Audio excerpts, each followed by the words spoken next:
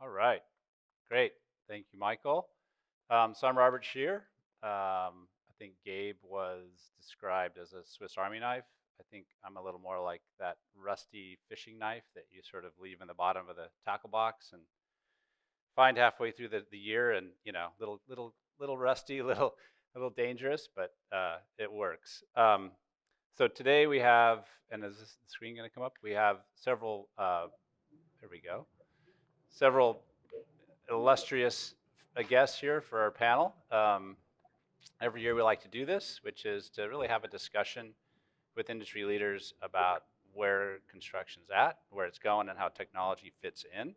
I've got my notes here. We'll work through these. But really, it's a privilege to have these folks joining us. We have a couple ENR 50 construction companies. We've got a lender from South Africa, construction leading lender from South Africa, believe it or not. So 12:30 in the morning for her. And we have like we talked about earlier, a insurance company that's working with us to help reduce the risk on construction sites.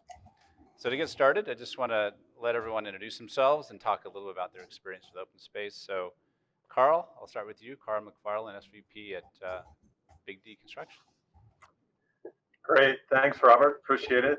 As you mentioned, Carl Mcfarland, Senior Vice President, Big D Construction. I lead and support our Southwest operation, and we have approximately 14 business units throughout the United States, and we're excited to really present and talk about the technology with OpenSpace. Carl did mention that he has a renegade fly in his office. Yeah, I'm working on that, man. He is in full force just now that we've kicked it off. If you want to jump up and swing things around, go for it. Yeah. All right, Justin, will you go next from Shepherd? Sure. Hey, everybody. I'm Justin. I'm the co-founder and CEO of Shepherd. We are a tech-enabled insurance company serving specifically commercial contractors and commercial construction. My background is construction, really from the beginning. I was a risk manager for a handful of years at a large general contractor in New York. Eventually co-founded a startup called TradeTap, which we sold to Building Connected in 2018. Really excited to talk about OpenSpace. We have a partnership with OpenSpace. We're able to offer underwriting credits to OpenSpace customers, so discounts on premium, sometimes in many cases better terms and conditions. So excited to chat with you, Robert, today. All right, thank you. And Genevieve Nadeau from Nedbank Construction Lending. You want to introduce yourself? Yeah, thanks, Robert. Genevieve Nadeau from Nedbank. I'm a divisional executive in our property finance division and corporate and investment banking. Nedbank is one of the largest commercial property financiers in South Africa. We have the largest market share. And we've been involved with OpenSpace on all the development financing that we do. And we've rolled out OpenSpace in Morocco, Kenya, and Mauritius. And we have, by the end of this year, we'll have 35 cameras on 35 different sites in South Africa as well. Thanks. That's great. That's really cool. All right, and then finally Parker with Suffolk. Awesome. Thanks, Robert. Parker Munt. I'm the Vice President of Platform at Suffolk Technologies. We are a venture capital company that has an affiliation with Suffolk. And we invest in early stage construction tech all throughout the landscape. And I've been fortunate enough to be a user of the OpenSpace tool and also be around as they've grown within Suffolk, as you know, from one pilot up to north of 80 sites utilizing the technology. So I'm super excited to be here today, and thanks for having me. Yeah, thanks for joining us. Okay, so the way this works is we start with kind of the big challenges in the industry. We talk about how technology can help address those. We then have a little discussion about who are the winners and losers over the next 3 to 5 years as this transition or this evolution happens. And then finally, a few things that any builder can do today to get started.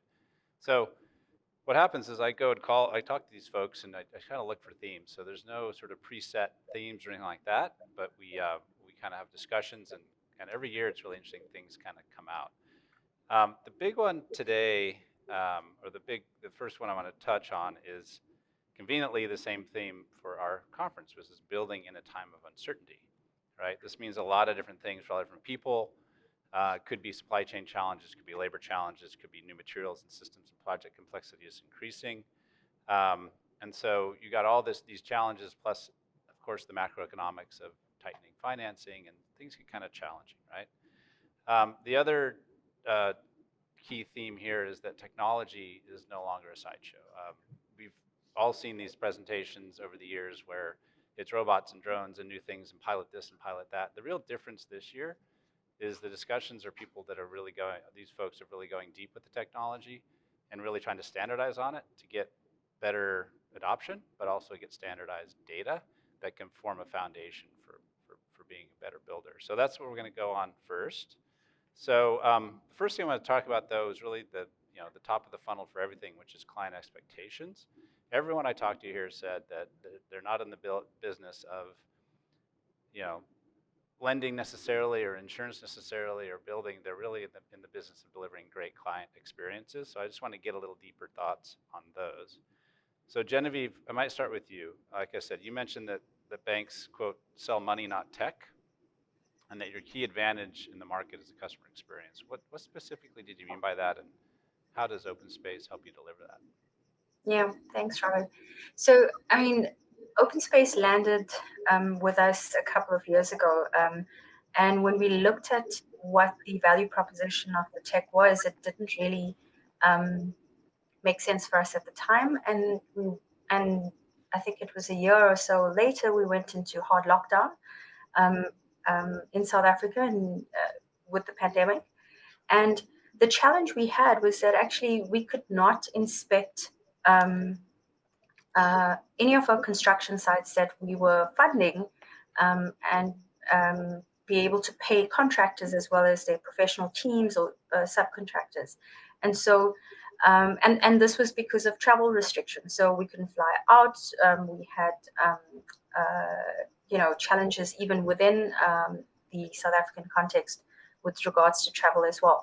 And so the opportunity arose to use OpenSpace on construction sites that we couldn't get to. And we were able to then provide clients with development finance where other banks couldn't actually do that because they were struggling with the challenge of travel restrictions. And so, and we saw this as a great opportunity, and especially in the outside of South Africa, so our rest of African markets. And we had extremely fantastic feedback from clients on it. You know, they could access the platform from anywhere in the world. Our professional teams are based also all around the world as well. And we thought it would be a great opportunity to also provide this to our clients in South Africa. We are the largest market. We have the largest market share, and the largest property financiers in South Africa. And we thought, why not be able to do this? We all banks do the same thing. We all provide funding for developments, obviously within certain parameters. And based on risk or credit appetites. And we use this as a tool to monitor risk. And we believe that actually this has been fantastic for our clients, where you actually touch the client experience in these through the process, where you offering them something that they've never had before. They're able to get access to information quicker. And as a result of that, we're able to disperse and quicker than what we used to in the past. All banks compete on the same basis. So if we can provide our clients with something that's a differentiator, why not? Great, thank you. All right, Parker, same question. You mentioned that Suffolk puts a consistent customer experience at the center of everything that you do.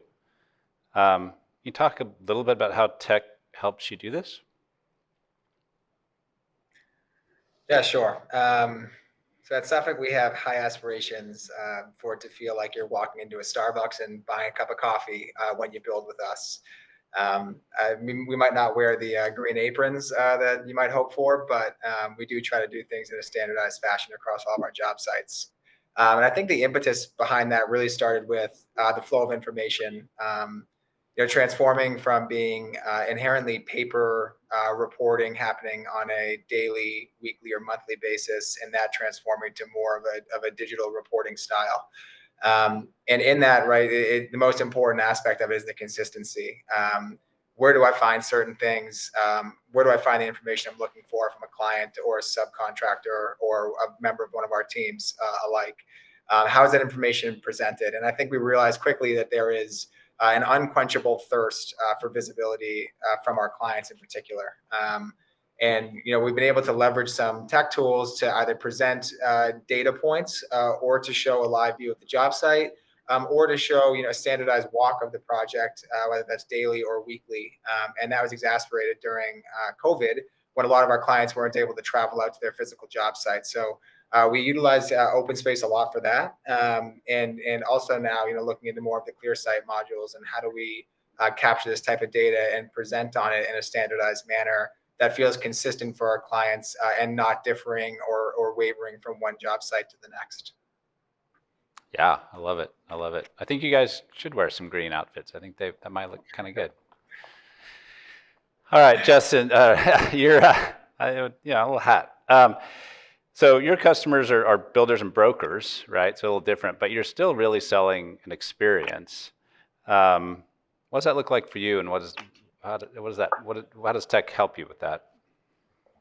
Yeah, it's in multiple ways for us. I think when we started thinking about what it would mean to be a tech-enabled insurance company, we really wanted to start with the basic delivery model as the first place that we felt like we could innovate.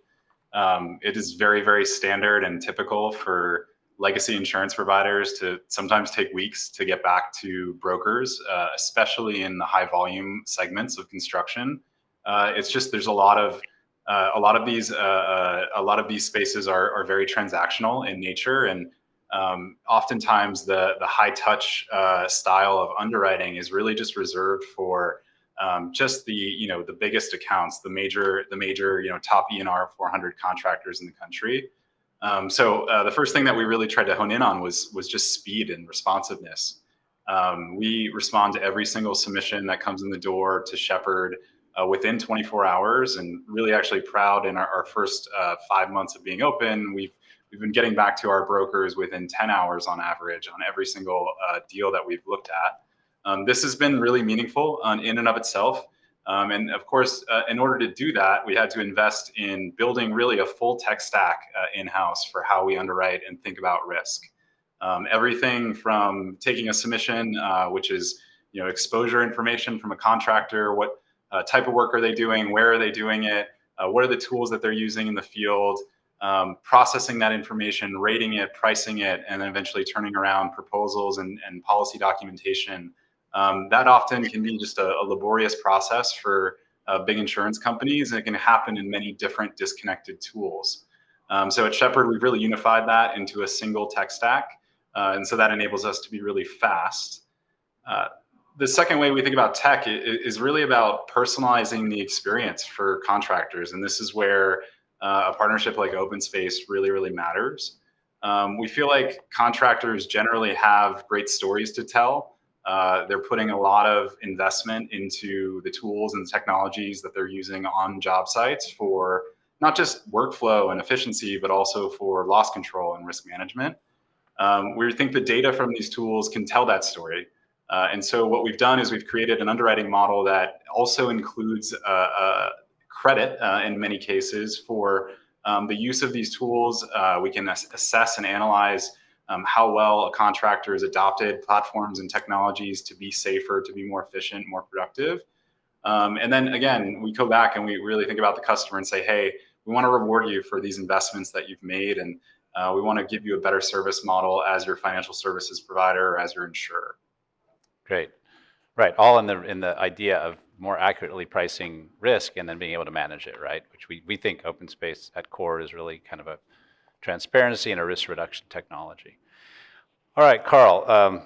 Finally, with you, in your time at Kitchell and now with Big D, what does great customer experience mean for you, and how does tech help you deliver it? Well, in this case, being the general contractor, I'm not sure if you saved the best for last, because with all due respect, I'm in my 29th year, and I don't know that I've met anyone who wakes up and says, gosh, I can't wait to build the next project with my next general contractor. It's going to be such a great experience. Just poking a little fun at our industry. I mean, we as a whole have not been very customer centric, and I think part of that, and I say that respectfully, and I think my peers would understand what I mean there. We need to focus on how do we increase certainty to our customers, and I know Genevieve talked about that, as well as transparency, right? And I think there's a different level of expectation today for not only our clients as a whole, but the individuals who we are calling our customers. I mean, this is the vast majority of our clients today are, the millennial generation that, is expecting that certainty and timeliness and access to transparency, because the information is in their hands and in their phones.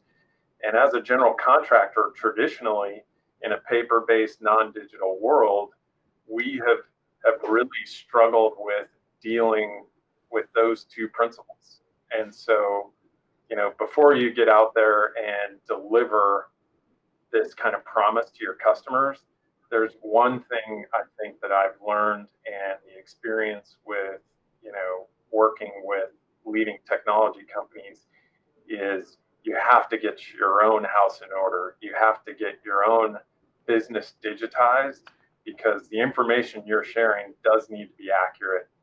It can be timely, but if it's inaccurate and you don't have that information in order, it makes it very difficult. So, the client expectations have changed, and we definitely have to adapt to that.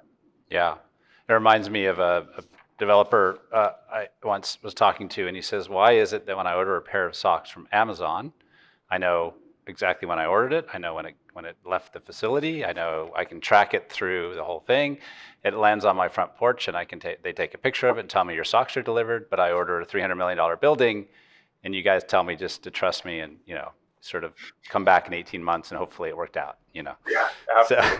So, all right, so just kind of moving on. The next one here is really all about complexity, increasing complexity. You all talked about that, right?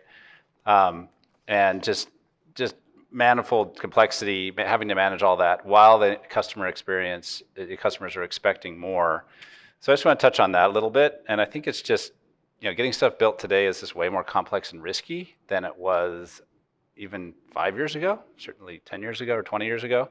And so Parker, I'll start with you on this one. What are you seeing at Suffolk, and what do you mean by increased complexity? And then how does that increase risk for you on a project?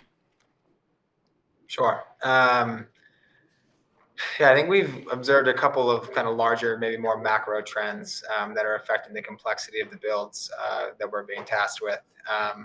I think probably, first and foremost is, quite obviously there's not a lot of land available anymore. So we're not necessarily building, most of the buildings that we're doing aren't coming from scratch or coming from a greenfield site. There's usually a pre-existing building there, which just requires demolition, tear down, and rebuild, which adds a lot more complexity to the systems that you're putting in place, both from a structural standpoint and a mechanical, electrical, and plumbing standpoint as well. I think also there's just been a higher expectation around the performance of a building. Obviously, sustainability is starting to shine a pretty light spotlight onto our industry right now, and general contractors are being asked to respond to that, obviously in conjunction closely with their clients. And it's a little bit of uncharted territory, but it adds another level of complexity, another level of reporting that is a little bit unprecedented for us. So there's absolutely, higher stakes and higher expectation around the performance of the buildings. I think in addition to that, we're starting to experiment and trial with new materials, things that maybe are a little bit better for the environment, but are yet to be used on buildings or buildings of a certain stature. And finally, I would say margins aren't really changing, and Carl can appreciate that as well. In the general contractor world, it's slim pickings from a margin standpoint. And the expectation from our clients is that the schedules are staying the same or getting shorter, yet the complexity of the buildings are growing quite infinitely. And again, that's more from a design standpoint. We're seeing a lot more air rights projects. We're seeing just massive projects. We're building the largest passive house building in Boston right now. It's over 800,000 square feet. And these are things we just haven't done before. So there's a lot of reporting and complexity going into our new builds right now, which adds an element of excitement around general contractors. We get to problem solve and do what we love. But in that you begin to drown quickly unless you're leveraging and utilizing certain tech tools to help you wade through these new problems that are on your plate. Yeah, excellent. Thank you. And Justin, I mean, your world's all about sort of understanding pricing, managing risk. So how do you see increasing complexity hitting your world and then risk management in general? Yeah, I think everything that Parker just said is completely on point. I think jobs, largely are getting more complex.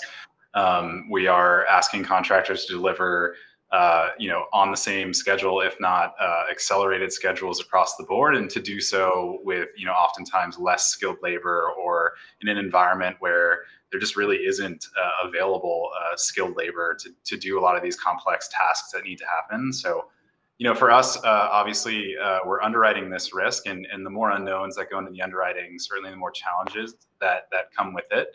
I think when we entered the market earlier this year, most contractors have experienced 3 to 4 years of pretty hard market conditions in the insurance space across really all casualty lines in construction. So that's general liability, that's workers' comp, that's commercial auto, and then of course excess liability on top of that. And so, I think that we really need to figure out ways to identify, what are the mechanisms or the tools that are going to offset and create some certainty around how contractors deliver their projects, both on an individual project basis as well as across the breadth of their portfolio. I think that, again, we focus on middle market business, and I think in that space, there's just so much activity and there's so many projects happening that, again, you're trying to underwrite quickly, but you're trying to also understand the nuances of really important risk.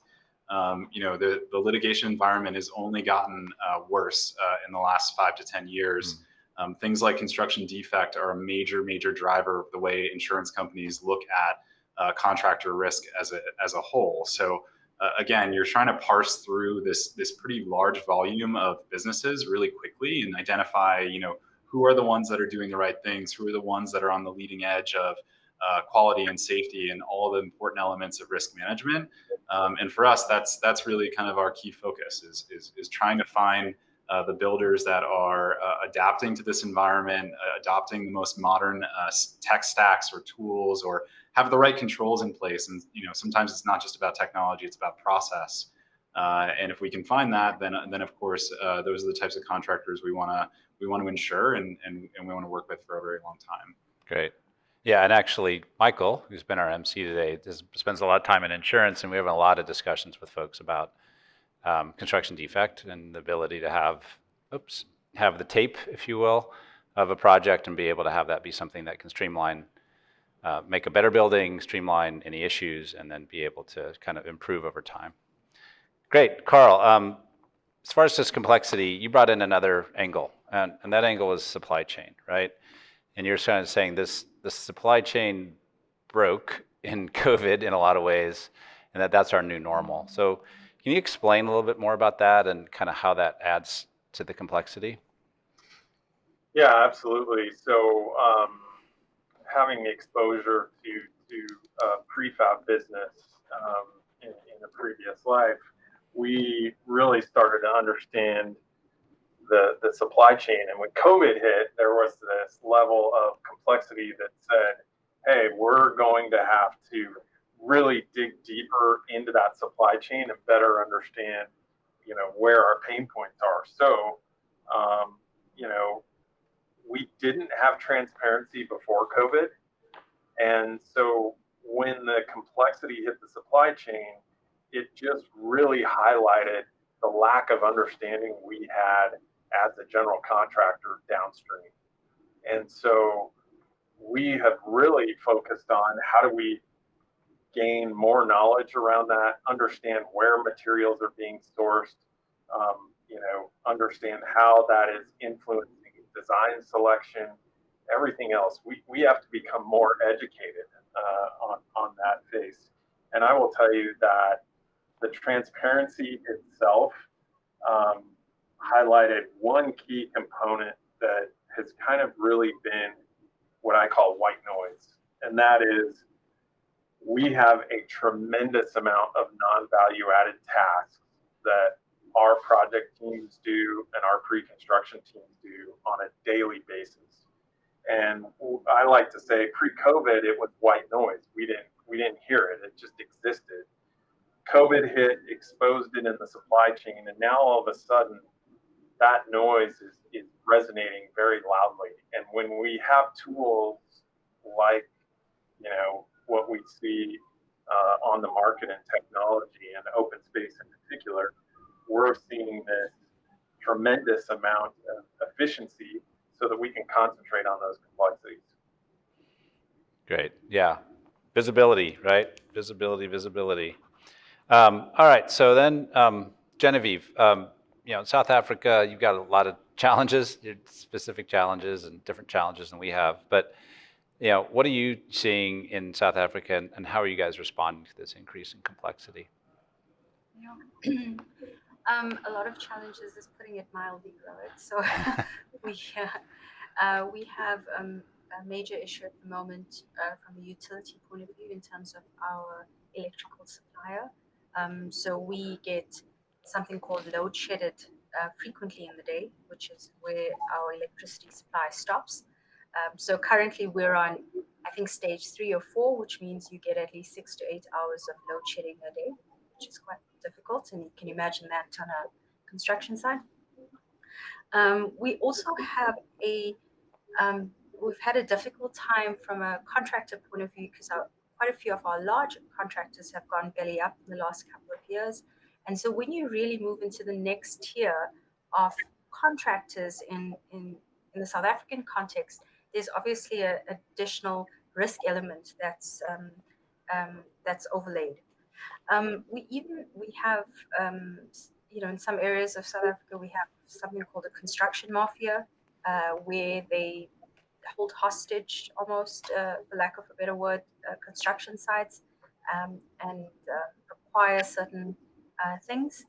And then beyond all of that, it's the backdrop of coming out of, a post-COVID, and where we've seen development activity quite muted, where our developer clients are sort of have a very, I wouldn't say risk averse, but not as bullish approach to what they want to develop in the market.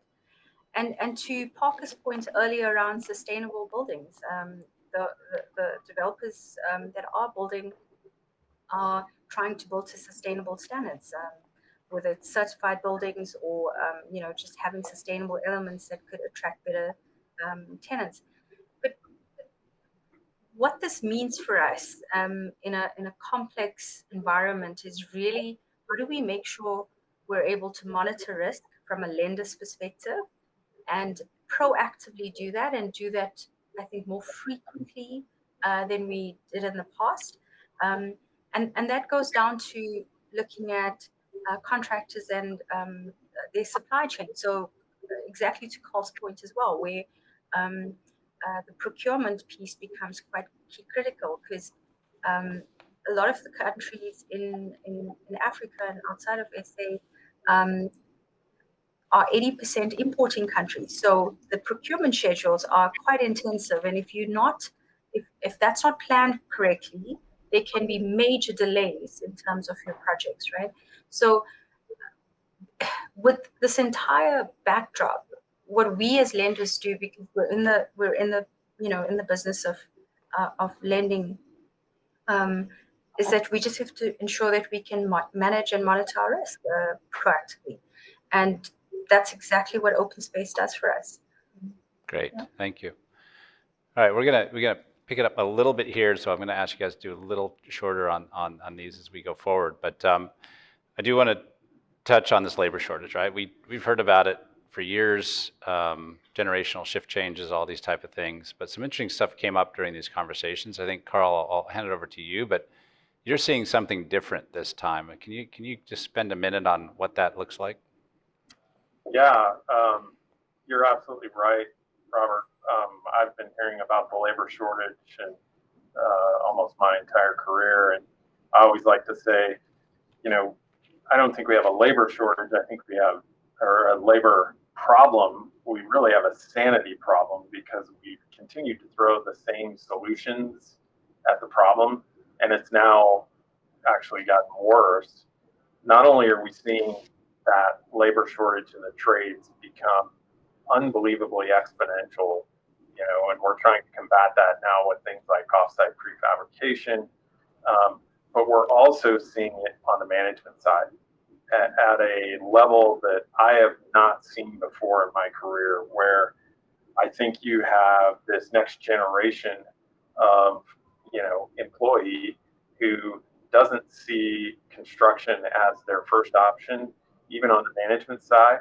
And they're also not necessarily attracted to what has always been kind of more of a tenure-driven offering that the industry provides. Come work for me for 40 years, retire, and you'll have all this money, right? I think the average tenure is much shorter.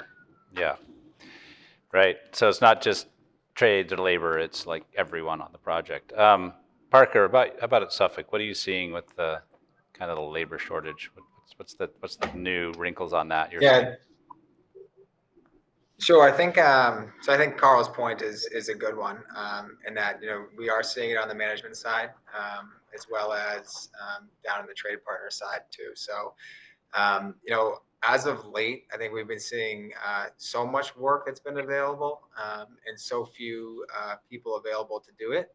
It's resulting in increased pricing, and even in some cases, trade partners being able to add a certain percentage to their price, knowing that they might not get the bid. They might be so outpriced, but if they do happen to get the bid, because there's nobody else looking at the work right now, because they don't have anyone to do it, they're in at 20 or 25% higher than we would historically see them.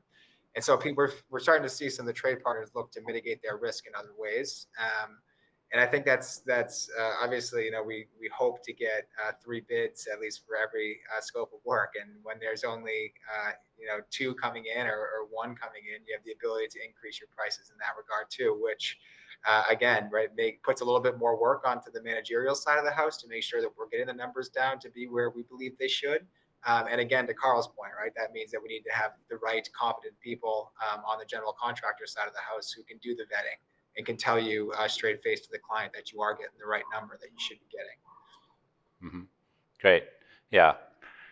It's a challenge, right? So I think not all doom and gloom, but this part of this was all about kind of understanding the challenges. So, in summary, we got unprecedented complexity, which leads to risk. We have fewer skilled people to get the jobs done, and we have increasing customer expectations, right? So not easy, but there is hope, right? I'm not saying the tech's everything. I really like what you said, Justin, about it's not just the tech, it's the process. It's all wrapped together, but definitely digital platforms can help with these challenges. So I think that's where we want to pivot to the next part of this, is really about how does technology help you address these?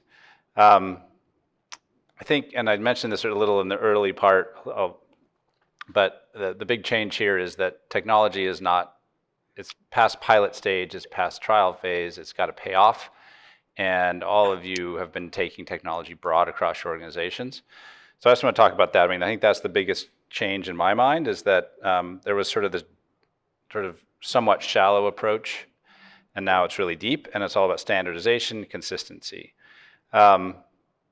one thing that came up, which I thought was really interesting, was this tech talent flywheel. And I think, Carl, I believe that was your term, which is being able to have technology that helps you provide this consistency and manage this risk, which then lets you attract the talent that you need to actually manage that, which then that talent then helps you drive your technology and around you go. So I think that's a pretty interesting idea. And so I might start with you, Carl, on that. That was your sort of concept. So why don't we start there on just what that looks like to you and explain what that meant for Kitchell and now with Big D. Yeah, absolutely. So it was really, I have quite a few scars to kind of prove out that very tough lesson.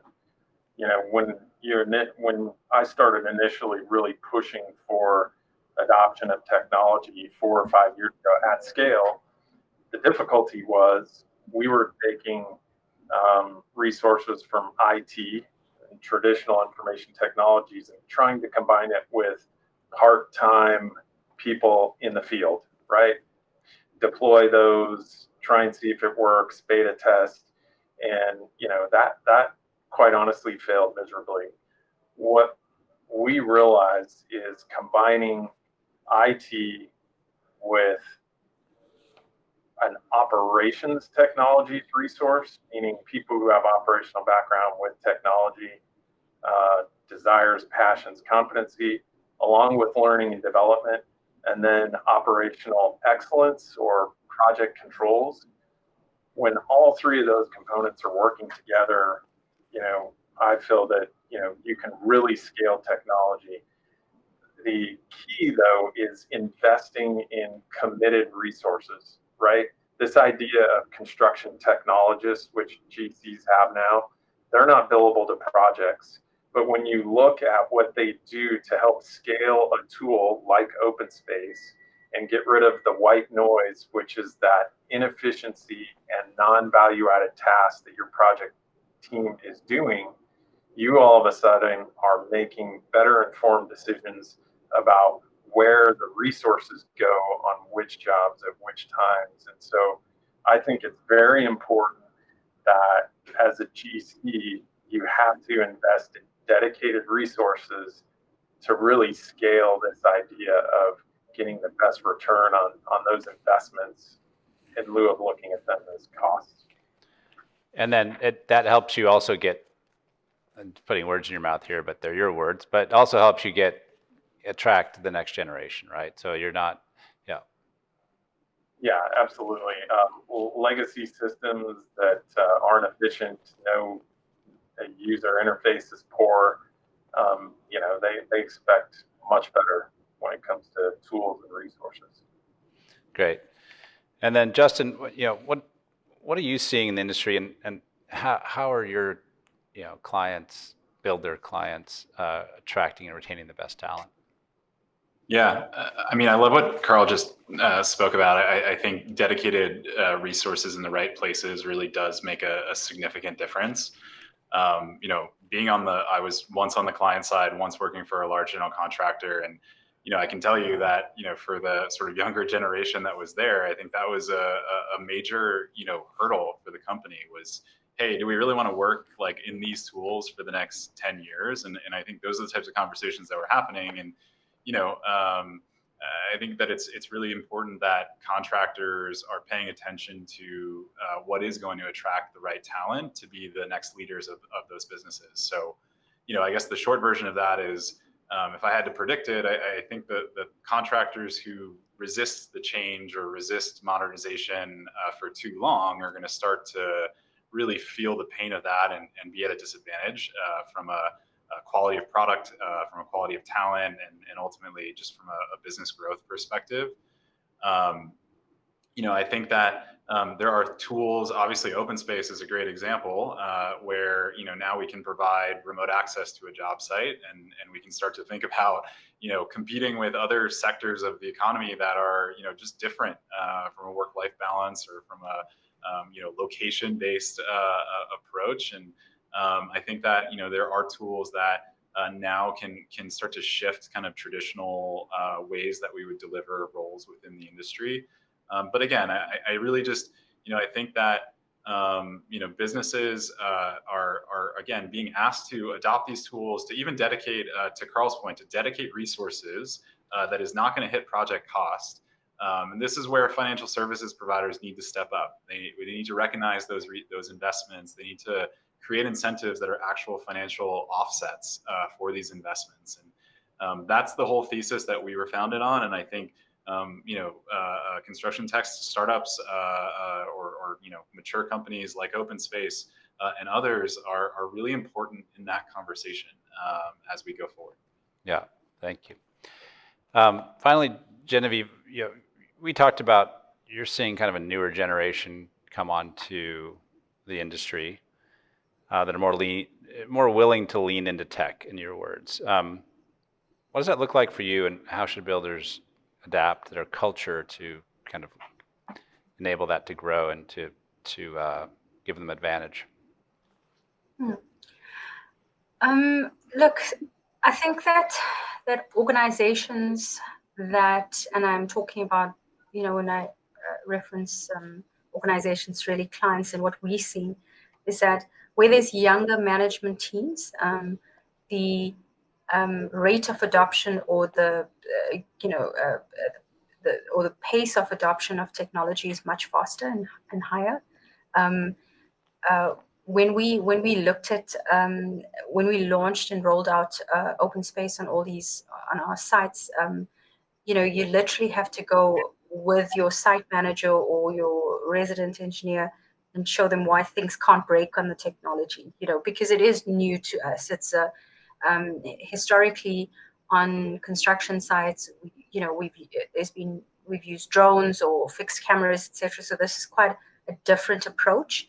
But I do think that the adoption, regardless of age, will start picking up because people see the benefit of it, and people understand that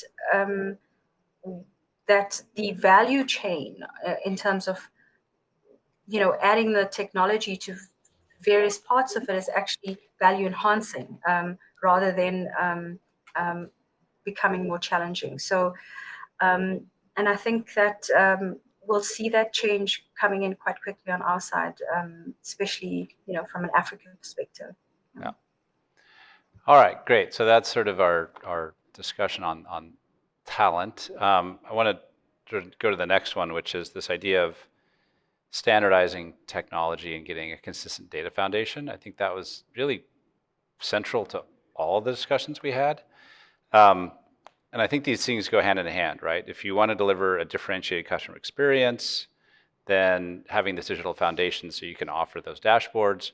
If you want to get better and be able to understand the visibility in your supply chain, then having this data so you can optimize that. It all kind of goes together.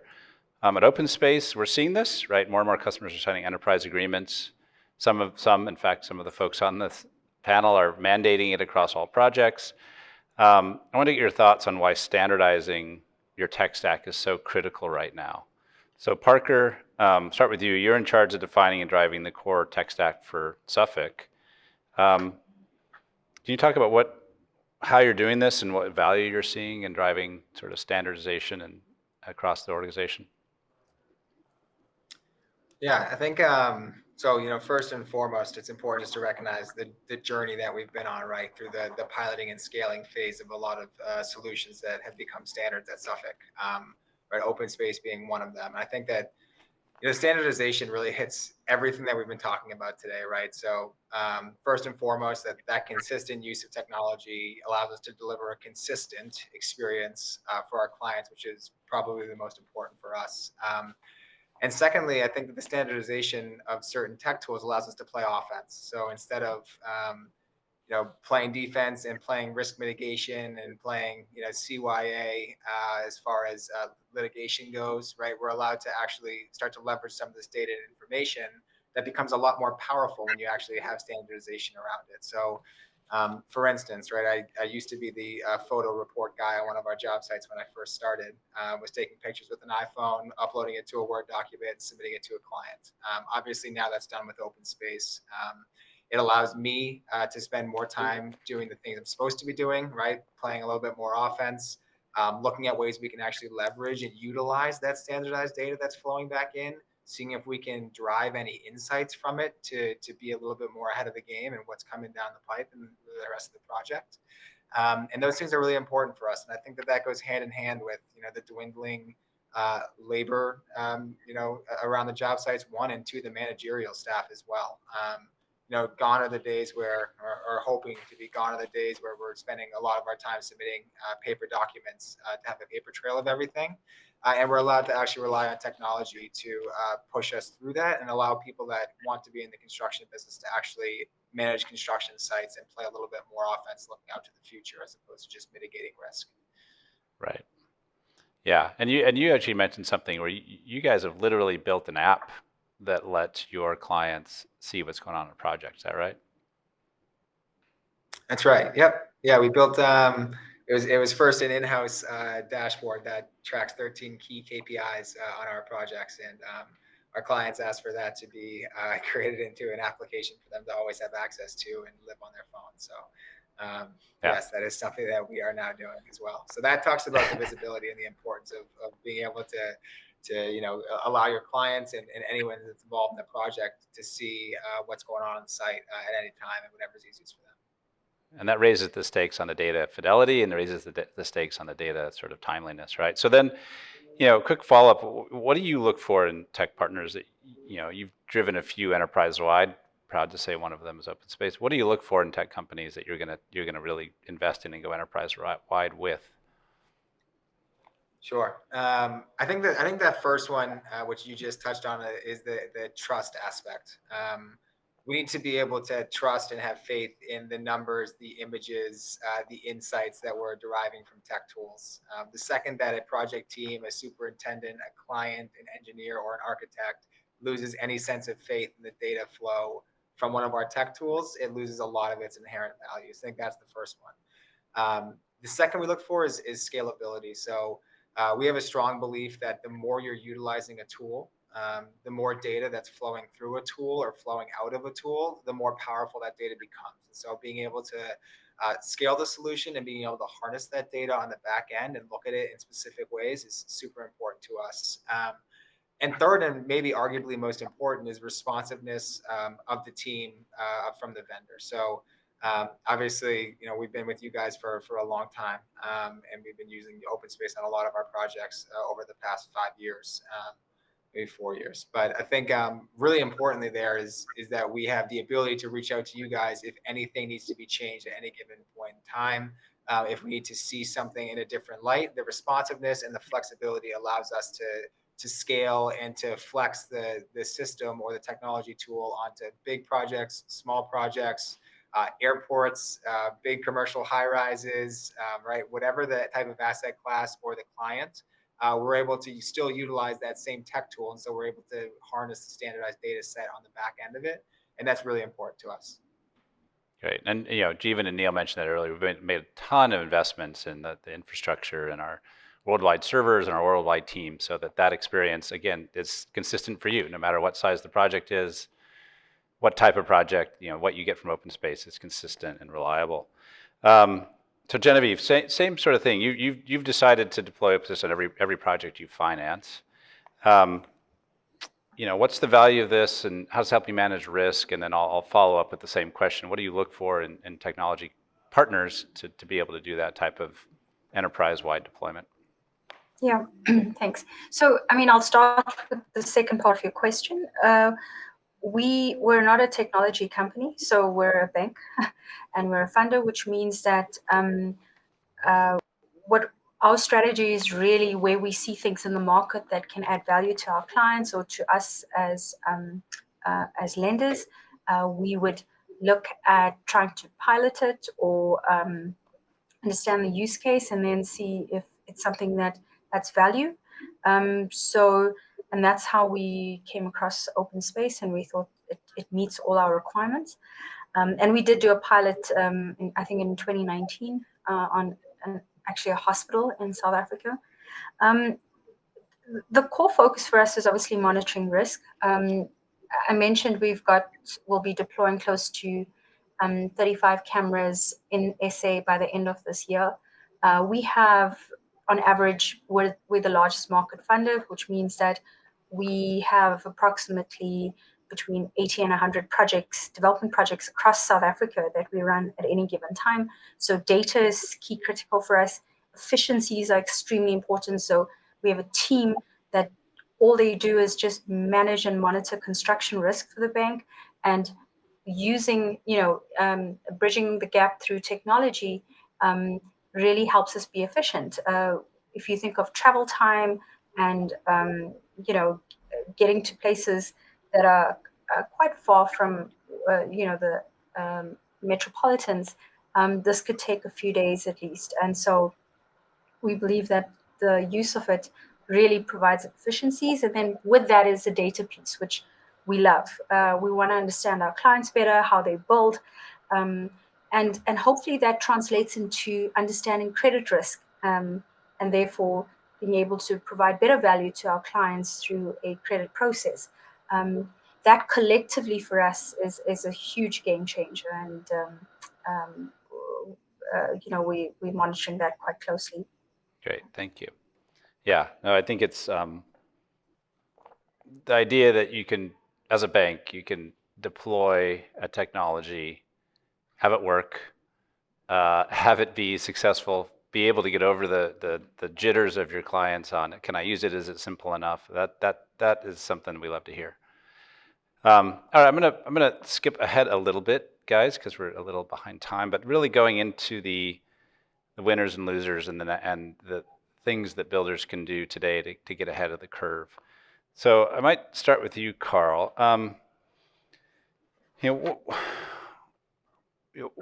Who wins and loses in this world? I mean, it's a very dynamic environment. There's a lot going on the supply side. There's a lot going on the client side. There's a lot going on with technology. So who wins and loses as these changes evolve, and what should folks do today to make sure they're kind of staying ahead of the curve? Yeah, this is a great one that has occupied a lot of my thinking over the last couple of years, because there's a lot of strategic planning going on right now, and our strategic planning time horizon is a lot shorter. So really, I think it comes down to, in my mind, two things that as a general contractor, you must be focusing on today. The first one is really adapting, the culture, right, to the new generation of workforce. If you are not acknowledging the needs of that workforce and how your business is attracting and developing that talent, it's not possible to move towards the future.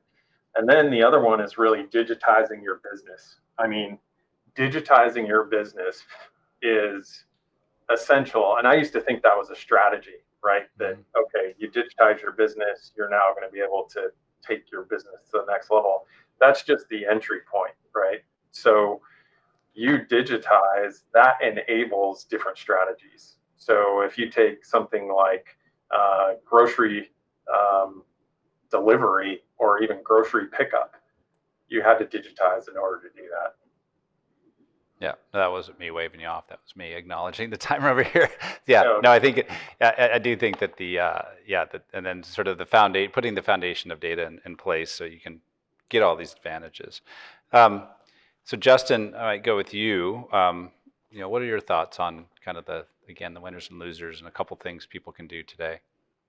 Yeah, I think, again, to echo what Carl is saying, I do think that contractors in general should start to think about their use of tools, whether it's for efficiencies or for risk management, as a way to kind of stand out and tell their story. The sort of tying back to the last question around consistency, it's really hard to measure how a business operates and to differentiate or pick out the best performing contractors on a more proactive basis if all their data is disparate and in different tools, different systems, and obviously inconsistent along the way. So I do think that the winners will be the ones that do standardize as much as possible and create consistency from job to job, and then leverage those data sets, which will tell a really comprehensive narrative in order to say, hey, this is this is the way that I operate out in the field. And so when we do that, we can measure that, we can put value on it, we can start to say, hey, these are the loss controls that are in place today, and now we can start to predict what this business might do in the future. As an underwriting company, that's obviously really critical for us, but I do think there's so many applications for contractors themselves just to be able to measure what they're doing well and what they can improve on, and in an environment where things potentially are going to get more competitive, the economy is going to change. You're going to have to find ways to have an edge and to win more projects, and potentially in a less construction spend environment. So I really think consistency and adoption of technology is really, really critical. Yeah, I mean, if you can tell that story, you can tell it to your insurer, right? You can tell it to your lender, you can tell it to your clients, and this idea that you're going to get a more consistent, lower risk process cuts across the entire project. Genevieve, going to you. What do you see as the things that are sort of going to differentiate builders in the future, and where are the key sort of strategic investments folks can make today? So we think that as a lender, if we're able to help unlock cash flow sooner for our clients and therefore their contractors, we think that this will be definitely a value add. Often the biggest challenge with contractors is cash flow, and if we can do that quicker through the use of technology, and in this context, OpenSpace, we would normally take 5 days to pay a client, and he then has to pay professionals as well as his contractor, and then the contractor pays all his subbies. We can do that within a day because we're proactively managing that site. It's a win for everyone in that value chain. Yeah, right. Again, back to visibility, transparency, data that you can trust. Parker, with Suffolk, why don't you bring us home? What are the things that you see out there? And again, what are some of the investments folks can make today to get started? Sure. I think, maybe first and foremost, I think if you're competing just based on price in our industry as a contractor, I think you've already lost. And that's been said a little bit today, and it's kind of shown through in some different threads. But as a GC or as a sub or just anyone that's around the construction industry, I think you have to know what makes you different from everybody else and then stick to it. I think that probably the latter half of that sentence was the most important. I'm not sure that we are able to reap the benefits of some of these tech tools until we have that deep standardization and can start to drive really thoughtful foresight into what we're going to see in the future on certain projects and start to mitigate risk before it's actually manifested on a project. So the idea of being able to look ahead as opposed to just reporting on things like cash flow and safety issues and arrears is really important. And you get there through a standardized usage of our tools. I think also one of the common threads has been around visibility and also inclusivity. So I think it is incredibly important to bring along all members of the job site, right? All the way from clients down to material suppliers, allow them visibility into the progress of the construction site. And so they're able to, help mitigate any risks that might be coming down the line. And I think also, maybe finally is just the idea of just being intentional about the tech. I think clients are looking towards general contractors and contractors alike as, being the resident expert in what's going to work on a job site. What kind of tech should we use? Why? What's the value you get out of that? Can you clearly articulate it to us? And, over the course of the 4 years we've been using OpenSpace, we've been able to do that. And I think that's one of the reasons why, it's been rolled out and standardized across our job sites. And I would encourage everybody else to look at rolling it out kind of enterprise-wide. And, hopefully you'll be able to reap the same benefits we do from a consistent data set. Awesome. Well, can't be a better finish than that is to, encourage everyone to roll out OpenSpace enterprise-wide. Thank you for that. And thank you, everybody, all panelists for making the time. Really thoughtful discussion. I really appreciate that. Carl, you fought through your tormentor there. I think you did really well. Genevieve, it's 1 a.m. for you, so thank you for staying up. And Parker and Justin, just really appreciate the time and the effort you put into this. So with that, I'll hand it back over to the next section. And really thank you for that, and have a great day and great night.